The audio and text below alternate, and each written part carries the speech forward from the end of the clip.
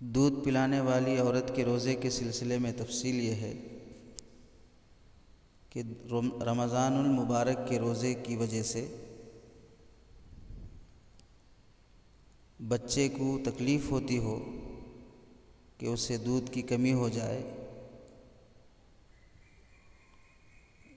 یا عورت کو روزے میں تکلیف محسوس ہوتی ہو، چونکہ دودھ پینا بچے کا حق ہے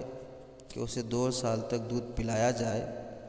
اور جب ماں یہ ذمہ داری بخوبی انجام دے سکتی ہے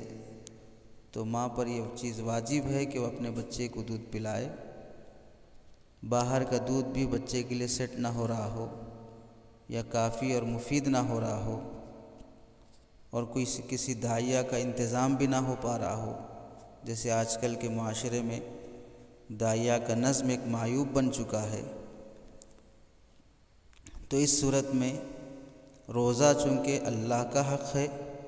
اور دودھ پینا بچے کا حق ہے، تو حق العباد کے مقابلے میں جب حق اللہ ہو تو اس میں تخفیف ہو جاتی ہے، اس لیے عورت کو روزہ چھوڑنے کی اجازت ہے۔ بلکہ اگر بچہ ماں کے روزہ رکھنے کی وجہ سے دودھ کی کمی محسوس کرے، زیادہ بھوک کی وجہ سے روتا ہو، یا اس کی پروان اور اس کی نشو و نما میں کمی آ جاتی ہو، یا اس کے وزن میں کمی آ جاتی ہو، اس طرح کے آثار محسوس ہو رہے ہیں، تو پھر عورت کے لیے روزہ رکھنے کو فقہاء نے مکروہ لکھا ہے، اور بعض مسالک میں اس صورت میں روزہ ترک کرنے کو واجب لکھا گیا ہے، خاص کر گرمی کے لمبے دنوں میں اور سخت گرمی کی وجہ سے عورت بھی مشقت محسوس کرتی ہو، سینے میں دودھ سوکھ جاتا ہو، تو اس صورت میں روزہ ترک کرنے کی اجازت ہے۔ روزہ ترک کر دے، بعد میں اس کی قضا کر لے۔ بعد میں قضا کرنا بھاری ہونے کی وجہ سے اس وقت بچے کی تکلیف گوارا کر کے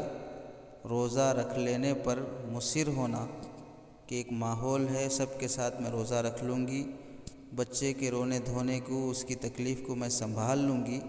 یہ ایک طرح کا ظلم ہے اور معصوم پر ظلم ہے، ایک دودھ پیتے بچے پر ظلم ہے، جس میں ظلم کی سنگینی بڑھ جاتی ہے۔ اس واسطے جب شریعت اجازت دے رہی ہو ان حالات میں روزہ ترک کرنے کی، موقوف کرنے کی، تو اس میں اپنی خواہش کو عبادت کا درجہ نہیں دینا چاہیے۔ بچے کو تکلیف یا ماں کو تکلیف روزے کی وجہ سے کیسے محسوس ہوگی؟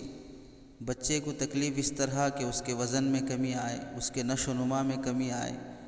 بچہ عادت سے زیادہ رونے کا عادی بن گیا ہو، چنانچہ فقہاء نے لکھا ہے فقدان الوزن او تأخر النمو او یبکی اکثر من المعتاد، تو یہ سب علامتیں ہیں جس سے بچے کو تکلیف اور نقصان ہو رہا ہے۔ اور ماں کو نقصان کس طرح ہوگا روزے رکھنے کی وجہ سے؟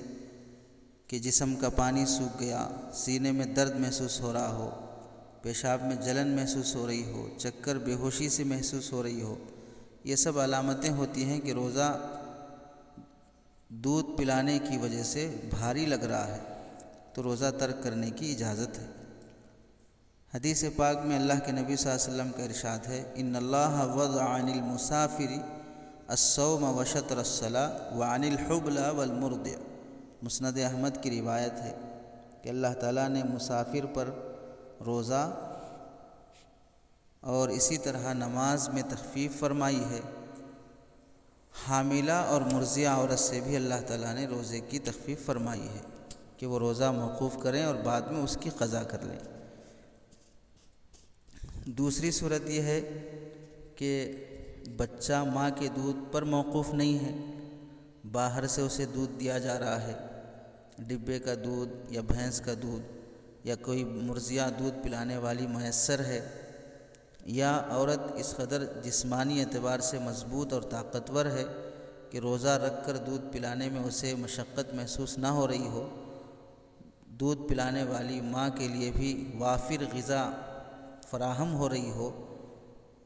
کسی بھی طرح کی کمزوری اسے محسوس نہ ہو رہی ہو، اور بچے کے حق میں بھی کسی بھی طرح کی کوتاہی محسوس نہ ہو رہی ہو، تو پھر اس صورت میں روزہ ترک کرنا گناہ ہے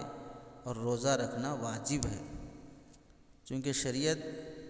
نہ زیادہ ڈھیل دیتی ہے اور نہ زیادہ مشقت میں ڈالتی ہے۔ پہلی صورت میں بچے اور ماں دونوں کے حق کی رعایت رکھی گئی، اور دوسری صورت میں شریعت نے اپنے حق کی رعایت رکھی کہ جب بچے کو بھی غذا مل رہی ہے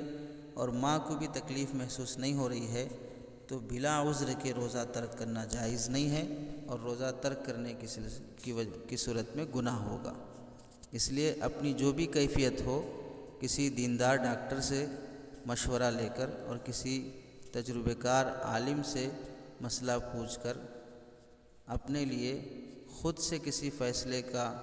اہل سمجھنے کے بجائے شریعت سے رہبری لینا زیادہ مفید بات ہے۔